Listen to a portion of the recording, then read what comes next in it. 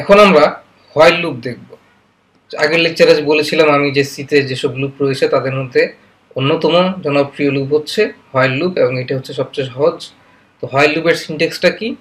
While লুপের syntax খুব সহজ। তুমি এখানে লিখবে হচ্ছে হোয়াইল, এটার ভিতরে একটা শর্ত দিবে এবং সেকেন্ড ব্র্যাকেট দিয়ে শুরু করবে এবং সেকেন্ড ব্র্যাকেট দিয়ে শেষ করবে। ইফের ভেতর যেমন একটা কন্ডিশন দিতে, এখানে হোয়াইলের ভেতর কন্ডিশনটা সেরকম হবে।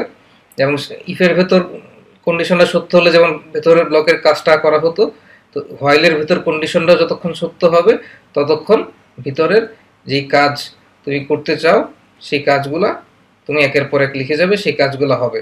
এবং সেটা শুরু হচ্ছে সেকেন্ড ব্র্যাকেট দিয়ে শুরু, সেকেন্ড ব্র্যাকেট দিয়ে শেষ।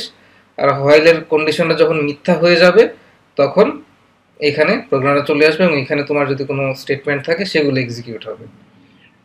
তো তোমার এখন মনে হতে পারে যে ইফ তো এরকমই, তাহলে হোয়াইল লুপটা আবার দরকার কি? আসলে ইফের ভেতর তুমি একটা শর্ত দাও এবং এখানে যা কিছুই করো না কেন সেটা একবার কাজ হবে এবং তারপর ইফ থেকে বের হয়ে যাবে। কিন্তু হোয়াইল লুপে তোমার এই কন্ডিশনটা যতক্ষণ সত্য হবে, তোমার এখানে যদি একটা কন্ডিশন থাকে সেটা যতক্ষণ সত্য হবে ততক্ষণ এই কাজটা একবার হবে। মানে প্রথমে সে চেক করবে যে কন্ডিশনটা কি সত্য না মিথ্যা। যদি সত্য হয় তাহলে সে একবার কাজ করবে, করার পর আবার চেক করবে কন্ডিশনটা সত্য কিনা। যদি সত্য হয় আবার সে কাজ করবে, আবার চেক করবে কন্ডিশন সত্য কিনা। যতক্ষণ তোমার এই কন্ডিশনটা সত্য ততক্ষণ কাজগুলা হতে থাকবে। এখন তোমার একটা প্রশ্ন আসতে পারে যে হ্যাঁ, তাহলে আমার তো একটা কন্ডিশন একবার সত্য হলে তো সবসময় সত্য, ব্যাপারটা কি ঠিক তাই? আসলে আমরা দেখি একটা কন্ডিশন সবসময় সত্য হলে সেটা সত্য, সেটা কি একবার সত্য হলে সবসময় সত্য হয় কিনা। তো এর জন্য চলো আমরা কোডে চলে যাই। যার আগের লেকচারে আমরা যেটা দেখেছিলাম যে 1 থেকে 10 পর্যন্ত প্রিন্ট করা বা 1 থেকে 1000 পর্যন্ত প্রিন্ট করা, সেই ব্যাপারটাই এখন আমরা হোয়াইল লুপ দিয়ে করে দেখব এবং আশা করি তখনই তোমাদের হোয়াইল লুপের ব্যাপারটা অনেক পরিষ্কার হয়ে যাবে। তো আমি এখানে n এর মান একটা শুরুতে ডিক্লেয়ার করে দিলাম, n সমান 1, এবং while n is less than or equal to 10, যতক্ষণ n এর মানটা 10 এর চেয়ে ছোট হবে কিংবা সমান হবে ততক্ষণ আমি n এর মানটা প্রিন্ট করব।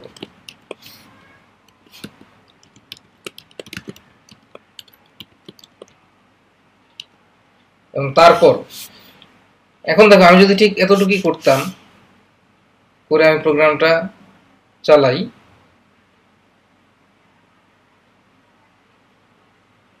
কিন্তু বারবার এক প্রিন্ট হচ্ছে, এখানে কিন্তু প্রিন্ট হতেই থাকতেছে, হচ্ছে হচ্ছে হচ্ছে, প্রোগ্রামটা বন্ধ হবে না। তো এই জন্য যেটা করতে হবে, আমার n এর মান তো 1, তাই না? এবং যখন দেখলো while n less than or equal to 10 কিনা, হ্যাঁ এটা সত্য, n এর মান less than or equal to 10, কারণ 1 10 এর চেয়ে ছোট, তখন n এর মান প্রিন্ট করে। এবং তারপর আমাদের যেই কাজটা করতে হবে সেটা হচ্ছে n এর মান 1 বাড়িয়ে দিতে হবে। এবং n এর মান যখন 1 বাড়াবো তখন n এর মান হবে 2, তখন চেক করবে 2 কি 10 এর চেয়ে ছোট বা সমান, হ্যাঁ এটা সত্য, তখন 2 প্রিন্ট হবে, তারপর হবে 3। এইভাবে করে যখন n এর মান যখন 8, তখন দেখবে যে n কি 10 এর চেয়ে ছোট বা সমান, হ্যাঁ এটা সত্য, 8 প্রিন্ট হবে, তারপর n এর মান 1 বের হবে 9, 9 10 এর চেয়ে ছোট বা সমান, তো 9 প্রিন্ট হবে, তারপর হবে 10, 10 ও 10 এর চেয়ে ছোট বা সমান, হ্যাঁ সত্য, কারণ 10 10 এর সমান, তখন 10 প্রিন্ট হবে। 10 প্রিন্ট হওয়ার পর কি হবে, 10 এর n এর মানটা হবে 10 যোগ 1 11, এবং তখন যখন চেক করা হবে যে n কি less than or equal to 10, তখন সেই কন্ডিশনটা মিথ্যা হয়ে যাবে এবং লুপের বাইরে সেটা চলে আসবে, তখন এখানে চলে আসবে এবং এখানে যদি কোনো কাজ থাকে তো করবে, আর নইলে রিটার্ন 0 করে তোমার প্রোগ্রাম বের হয়ে যাবে। তো আসলে আমরা এই প্রোগ্রামটা রান করে দেখি। এবার কিন্তু খুব চমৎকারভাবে 1 থেকে 10 পর্যন্ত প্রিন্ট হয়ে গেল এবং আমাদের প্রোগ্রামটা বন্ধ হয়ে গেল।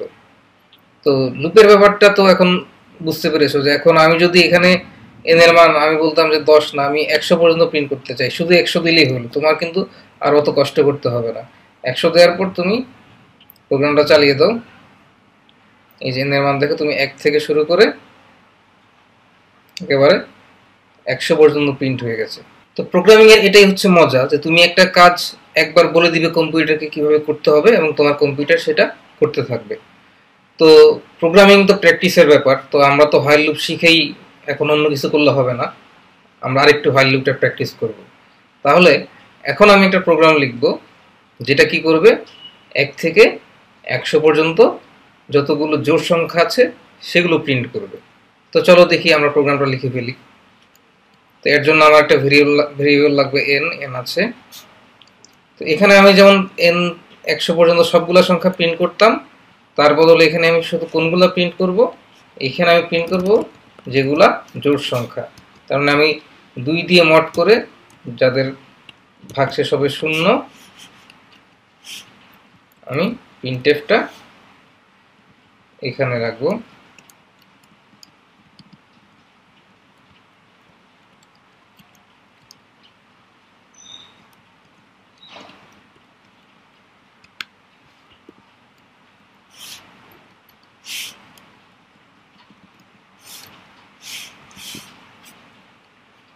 যাদের ভাগশেষ 0 সেই সংখ্যাটা আমি প্রিন্ট করব এবং তারপর n এর মান 1 বেড়ে যাবে এবং এইভাবে চলতে থাকবে।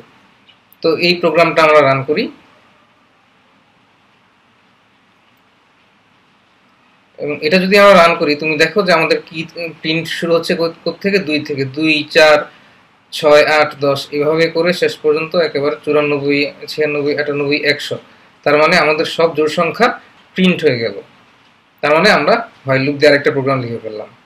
তো তুমি এখন একটু খেয়াল করো, কোডের দিকে তাকাও, যে আমি কিন্তু হোয়াইলের ভেতর যেহেতু সেকেন্ড ব্র্যাকেট দিয়ে শুরু হয়েছে, তার মানে নতুন একটা ব্লক একটা ট্যাব দিয়ে শুরু করেছি, মানে ইফটা কিন্তু 4 ঘর ডান দিকে, এবং তারপর যেটা প্রিন্ট ইফের ভেতর জিনিসটা সেটাও কিন্তু আবার ডান দিকে, মানে এক ট্যাব ডান দিকে। ইন্ডেন্টেশনের যে ব্যাপারটা আমি আগে সপ্তাহে বলেছিলাম, এবং এখানে যখন সেকেন্ড ব্র্যাকেট শেষ হচ্ছে তখন আবার তার নিচ থেকেই পরের স্টেটমেন্টটা শুরু হচ্ছে। তো তোমরা এই ব্যাপারটা খেয়াল রাখবা। তো আমি জানি যেহেতু তোমরা মোটামুটি অনেকেই আমার চেয়ে বয়সে ছোট, যদিও হয়তো কোনো বড় কেউ এই কোর্সে অংশগ্রহণ করতে পারে, তো ছোটদের বুদ্ধি সবসময় বেশি থাকে। তো তোমাদের মাথায় আসবে যে আসলে তো এখানে এইভাবে এত কষ্ট করে প্রোগ্রামটা লেখার দরকার নাই, ইফ ব্যবহার করারই দরকার নেই এখানে। তো কিভাবে তাহলে প্রোগ্রামটা করবে? তখন তুমি করবে কি, n এর মান শুরুতে 2 বলে দিবে, তারপর এখানে n এর মানটা প্রিন্ট করবে এবং প্রিন্ট করার পর কি করবে, n এর মানটা 1 বাড়ানোর পরিবর্তে 2 বাড়িয়ে দিবে। তাহলে এটা কি করতেছে দেখো, n এর মান হচ্ছে 2, হ্যাঁ 2 কি 100 এর চেয়ে ছোট বা সমান, হ্যাঁ 2 100 এর চেয়ে ছোট বা সমান, তাহলে 2 প্রিন্ট করবে। করার পর n এর মানটা কত হবে, n সমান n প্লাস 2। এখন n এর মান তো 2, তার মানে 2 যোগ 2 4, এখন n এর মানটা হচ্ছে 4, 4 প্রিন্ট হবে, তারপর 4 এর সাথে আরো 2 যোগ করে হলো 6, তাহলে n এর মানটা 6 প্রিন্ট হবে। এইভাবে সব জোড় সংখ্যা প্রিন্ট হতে হতে যখন n এর মান 100 সেটা প্রিন্ট হবে এবং তারপর 100 এর সাথে 2 যোগ করে হয়ে যাবে 102, এবং তখন 102টা প্রিন্ট হবে না, কারণ এই কন্ডিশনটা তখন মিথ্যা হয়ে যাবে এবং মিথ্যা হওয়ার কারণে সেটা লুপ থেকে বাইরে চলে আসবে। তো প্রোগ্রামটা যেহেতু লিখেছি কষ্ট করে, আমরা রান করে দেখি কি হয়। এখানে তুমি দেখো 2 4 6 8 10 এভাবে করে করে 100 পর্যন্ত সমস্ত জোড় সংখ্যাগুলো প্রিন্ট হয়েছে। তো আশা করি হোয়াইল লুপ বুঝতে তোমার আর কোনো সমস্যা হবে না, এবং তুমি কিন্তু এখানেই থেমে থাকলে হবে না, তুমি এক্সারসাইজগুলো করবে কোর্সের, এবং তোমরা যেই বই পড়ো বা সামনে তুমি যে প্রোগ্রামিং এর বই পড়বে সেখান থেকেও লুপের এক্সারসাইজগুলো করবে এবং প্র্যাকটিস করবে। তো পরের লেকচারে আমরা এই কাজগুলাই করব অন্য একটা লুপ ব্যবহার করে।